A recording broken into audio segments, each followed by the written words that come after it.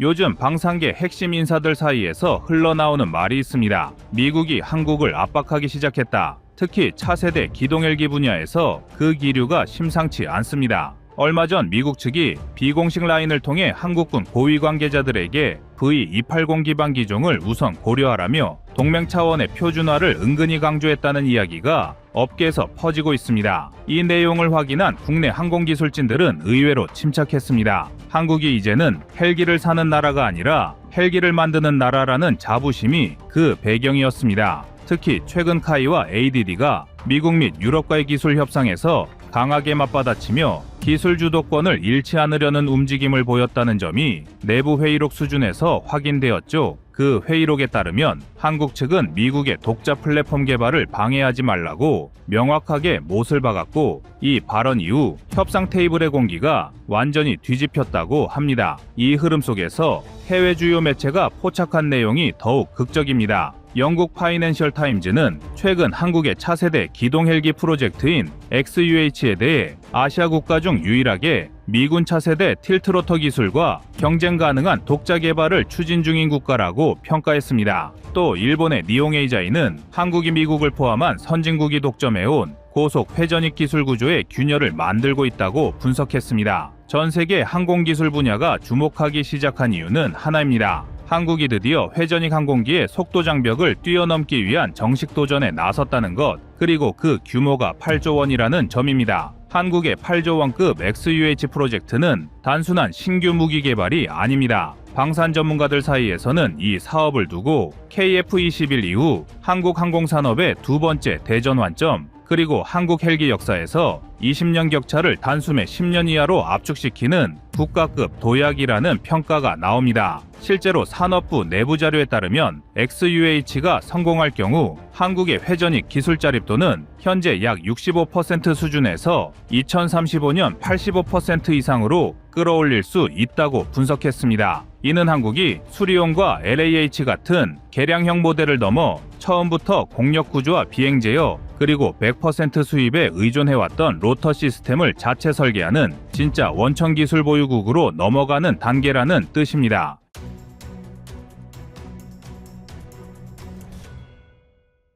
해외 언론들도 한국이 XUH 개발을 공식화한 순간의 의미를 무겁게 바라보고 있습니다. 미국 디펜스 뉴스는 한국이 새로 건드리기 시작한 기술은 미국, 러시아, 유럽 3국 체제를 흔들 잠재력을 가진 분야라고 분석했습니다. 그동안 회전익 항공기의 속도 한계는 로터 끝단위 음속에 접근할 때 발생하는 충격파 때문에 해결이 어려웠지만, 틸트로터와 동축 반전 같은 새로운 방식은 이 한계를 완전히 무너뜨리고 있습니다. 이런 기술 구조에 한국이 첫 발을 들였다는 사실 자체가 전 세계 항공업계에서 극적인 반향을 일으키기 시작한 것이죠. 국내 상황도 마찬가지입니다. 합참, 육군, 공군 모두 XUH의 필요성을 강하게 제기 중입니다. 특히 연합작전 관점에서 보면 한 가지 사실이 군 관계자들의 마음을 더욱 급하게 만들고 있습니다. 미국이 UH-60을 대체하는 차세대 헬기로 V-280 벨러를 이미 선택해버렸다는 것. V-280은 속도 시속 520km,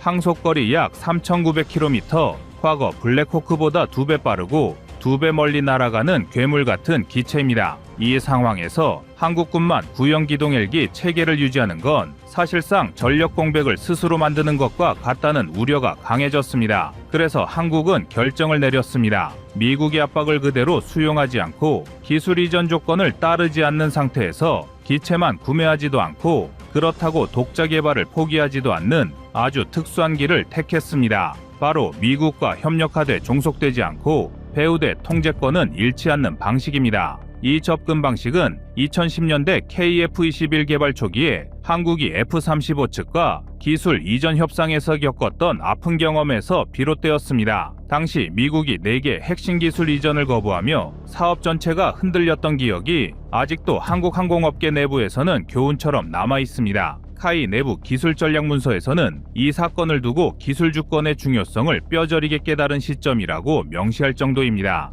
바로 이런 흐름 속에서 XUH가 등장했습니다. KF-21이 한국 전투기 기술의 국산화라는 하나의 시대를 열었다면 XUH는 한국 헬기 기술을 세계 최전선으로 끌어올릴 두 번째 혁명이 될 수 있는 사업입니다. 이번 사업이 특별히 강한 관심을 받는 이유는 기술적 도전 때문만이 아닙니다. 개발비만 8조 원, 사업 기간은 최소 15년 이상, 기술 난이도는 KF-21보다 더 높다는 분석까지 나오고 있습니다. 방산업계에서는 XUH를 한국 항공산업이 감당할 수 있는 최대치의 모험이라고 평가합니다. 이 한 번의 선택이 향후 20년의 헬기 시장에서 한국의 위치를 완전히 바꿔놓을 가능성이 높기 때문입니다. 한국의 XUH 사업을 실제로 견인하는 핵심은 외부에서 보기 어려운 기술 의사결정 구조입니다. 공개된 정보는 대부분 형식적이지만 내부에서는 세 가지 구조에 대한 정밀 검증이 이미 끝나가고 있다는 이야기가 나오고 있습니다. 현재 ADD와 카이 내부 평가 결과는 기술 성숙도, 재료 피로도, 고속 비행 시 진동치, 페이로드 유지 능력 등 40개 넘는 항목을 데이터화하여 비교하고 있습니다. 방산업계 일부 관계자에 따르면 이 비교표에서 틸트로터가 평균 점수 82점, 동축반전, 푸셔가 74점, 복합형이 69점을 기록한 것으로 전해졌습니다. 이 수치는 공개된 적이 없지만 기술 짜립도까지 고려한 평가에서 나온 실질적 자료라는 점에서 의미가 큽니다. 틸트로터가 압도적으로 점수를 받은 이유는 고속 비행 시 로터 끝단의 음속 접근 현상을 피할 수 있기 때문입니다. 동축반전 계열은 시속 450km 전후에서 진동이 급격히 증가하고 복합형은 고속 비행 중 로터 디스크 하중이 비정상적으로 증가하는 문제가 나타났습니다. 기술적으로 안정성이 높은 방식이 결국 틸트로터였다는 결론이 도출된 셈입니다. 한국이 TR100, NI500VT에서 얻은 시험 데이터를 다시 분석한 결과 틸트로터의 기체 로터 전환 메커니즘을 이미 실용화 수준에 가깝게 정지한 상태라는 사실도 확인되었습니다. 덕분에 카이는 기체 전환부의 베어링 하우징과 로터 허브 구조를 완전히 국산화할 가능성이 높아졌고 항공기 복합재 프레임의 휨 강성 확보 역시 한국 기술만으로도 충분히 달성 가능하다는 자신감을 얻게 되었습니다. 여기서 더 흥미로운 부분이 있습니다. 미국이 틸트로터 기술을 쉽게 넘기지 않으려 하고 있지만 한국은 이미 다른 우회로를 활용하기 시작했습니다. 유럽 일부 업체들이 한국에게 로터 플랩 제어 알고리즘과 관련된 비공개 데이터셋 공유를 검토 중이라는 소식이 물밑에서 나오고 있죠. 군사 외교 전문가들 사이에서는 이를 두고 한국이 미국 의존도를 낮추는 결정을 하기 시작했다는 분석이 나옵니다. 심지어 일본 방위산업 전문가들은 최근 세미나에서 한국은 차세대 헬기 시장에서 유럽의 전략적 파트너가 될 수 있다는 평가를 내놓았습니다. 이는 한국이 최소 2개 이상의 기술 협력 루트를 확보함으로써 미국의 독점적 지위를 견제하고 있다는 뜻입니다. 또 하나 주목할 지점은 한국이 XUH를 통해 확보하려는 미래교전 구조입니다. 카이 내부 문건에 따르면 XUH 개발 과정에서 유무인 복합 전투 체계에 레벨 4 구현을 전제로 설계가 진행되고 있습니다. 즉, XUH는 단독 기체가 아니라 주변에서 호위 및 정찰을 수행하는 무인 헬기 2대에서 4대를 자동 통제하는 능력을 갖추게 됩니다. 이 군단형 편대 구성은 이미 ADD가 차기 군단급 무인기의 고출력, 데이터 링크 시험에서 구현한 기술과 연결된 것으로 보입니다. 또한 XUH의 목표 탑재 중량은 약 6톤 이상, 작전 방향은 500km 이상, 최고 속도는 최소 시속 500km 이상으로 설정된 상태입니다. 전문가들 사이에서는 이 스펙이 사실상 V280의 전술 기동 성능을 겨냥한 것이라는 분석이 나옵니다. 이제 한국이 이 헬기를 유무인을 아우르는 전장 통합 플랫폼으로 설계하려 한다는 점에서 XUH는 헬기가 아니라 항공 전력의 구조를 바꾸는 전술 플랫폼으로 발전할 가능성이 매우 높습니다.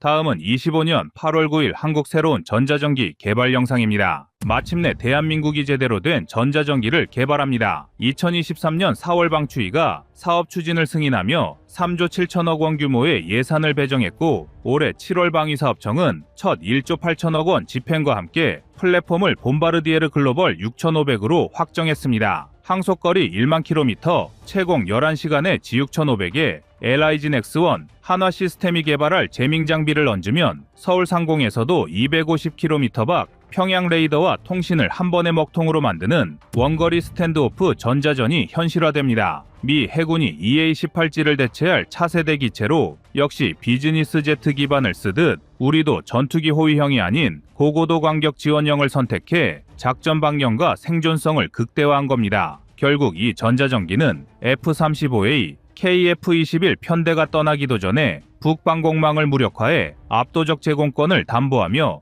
조기 경보 통제, 정찰 임무까지 범용 확장 가능한 멀티롤 전자전 플랫폼으로 진화할 발판을 깔아줄 것입니다.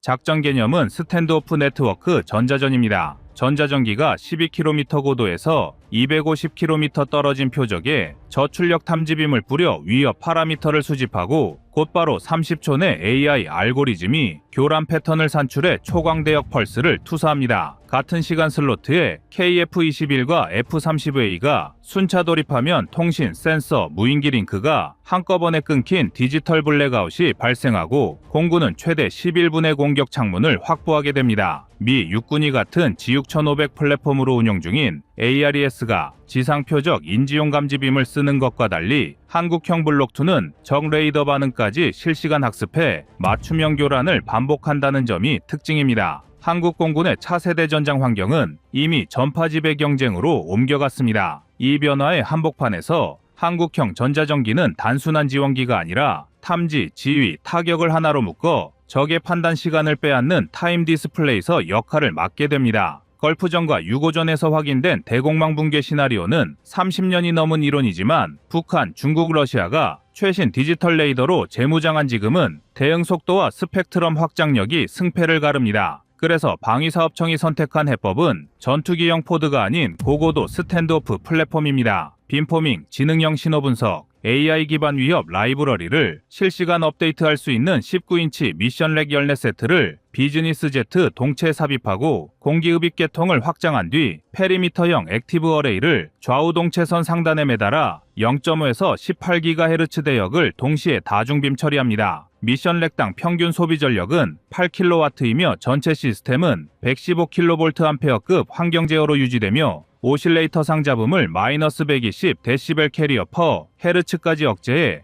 200km 외곽에서도 S밴드 능동 레이더를 완전히 덮는 전력이 확보됩니다. 업계 사람들은 이 스펙이 가능했던 배경을 프로젝트 미러웨이브라는 내부 코드명에서 찾습니다. LIGNX1 연구진이 항공 A사용 질화갈륨 TR 모듈 양산 라인에서 떨어져 나온 불량품을 위상결함 보정 알고리즘 실험용으로 재활용해 버락 같은 고출력 펄스를 미세 위상차만 남기고 합성하는 데 성공했다는 일화가 관련 업계에서 조용히 돌았습니다. 덕분에 개발 초기 테스트베드였던 백두급 엘린트 코드 사이드바이를 그대로 개조해도 충분한 공간 인여가 생겼고 2년을 예상한 열관리 검증이 9개월 만에 끝났습니다. 기체 선정 과정도 속도가 붙었습니다. 전세계 군용 EW 플랫폼이 궤도 교정, 데이터 링크와 넓은 전력 여유를 위해 대형 비즈니스 제트를 선호하는 가운데 파트너십과 정비 인프라를 따진 공군은 G6500으로 가닥을 잡았습니다. 항속거리 1만 km이며 채공 시간은 무려 11시간짜리로 동체 위성통합 데이터버스까지 표준 제공되니 이 기체를 쓰면 2028년부터 개시될 차세대 공중조기경보 통제 사업과 센서 퓨전 교육 과정을 공유할 수 있습니다. 사업 방식도 흥미롭습니다. 방사청은 기체 개조 대표 주체를 대한항공, 카이 양산 중 하나로 묶고 전자전 장비를 LIGNX1 또는 한화 시스템으로 양분해 1+1 통합 제한만 허용했습니다. 쉽게 말해 엔지니어링 주도권을 잡으려면 두 회사가 서로 맞손을 잡아야 하는 강제 협업 구조입니다. 업계는 이를 두고 2010년대 후반 KF-X 개발 과정에서 악명 높았던 주계약으로 인한 하도급 갈등을 사전에 차단하려는 방책으로 해석합니다. 실제로 대한항공, LIGNX1 컨소시엄과 카이, 한화시스템 컨소시엄 모두 2025년 7월 말 공고 예정인 1조 9,206억 원 규모 시제 계약을 노리고 마지막 설계 검증 자료를 정리 중입니다. 기체 개조가 시작되면 군산, 사천, 김해 세 기지가 순차적으로 전자전 전용 피팅존으로 변신합니다. 사천에는 이미 G6500 날개, 보링 장비를 설치할 준비가 끝났고 군산은 미 공군공여부대 잔여경 납고를 개조해 쉘터드 안테나 테스트 센터를 마련했습니다. 무엇보다 의미 있는 변화는 작전 개념입니다. 이 기체는 적 방공망 최전선 위를 뚫고 들어가는 전투기 호위형이 아니라 작전구역 외곽 상공에서 저출력 탐지빔으로 적 레이더 파라미터를 실시간 채집한 뒤 적이 요격기를 출격시키기 전에 초광대역 전력 펄스를 투사해 스펙트럼을 늪처럼 만들어버립니다. 이후 KF-21과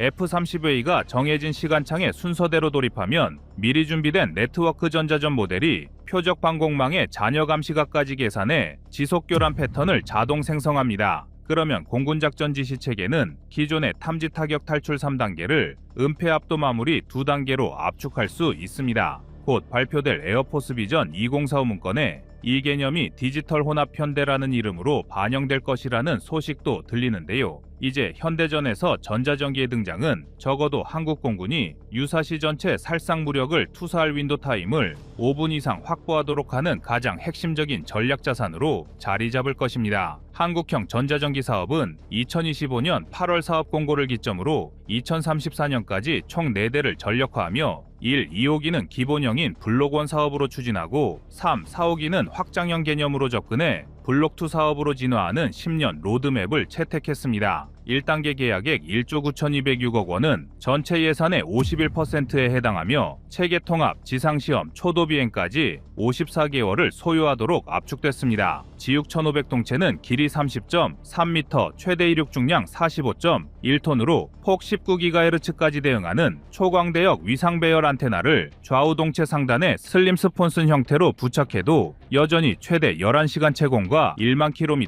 항속을 유지합니다. 개조 설계에서 핵심은 270kVA/급 보조 동력 장치와 3톤급 액체 냉각팩을 주익 뒤세 분산 배치해 열과 전력 여유도를 45% 이상 남겼다는 점인데, 이 수치는 동급 비즈니스 제트 기반 인무기 평균인 30%대보다 한 세대 진보한 구성입니다. 제밍 탑재장은 3.2 곱하기 1.1m, 모듈 8개로 나뉘어 장, 단주기 교란을 동시에 수행합니다. LIG Nex1은 GAN TR 모듈 1만 3,000개를 활용해 최대 유효 방사 출력 850kW를 확보했고, 한화 시스템은 동일 슬롯에 AI 기반 신호도청, 분석렉을 삽입해 블록2부터 제밍 인센스 능력을 제공할 계획입니다. 두 기업은 동일 규격의 렉 인터페이스를 공유하기로 합의해 왕복 정비 주기를 450시간에서 320시간으로 단축했습니다. 한국은 그 외에 해외에 좋은 사례도 벤치마킹 대상으로 삼았습니다. L3 에리스가 나토 23 후속으로 제안한 G6500CAEW는 3.5톤 임무 장비와 동시 360도 감시 레이더를 얹고도 10시간 채공을 증명했는데, 우리 국방과학연구소는 이 시험 데이터를 구매해 센서 퓨전 코드를 역검증한 뒤 하이브리드 전자전 시뮬레이터를 구축했습니다.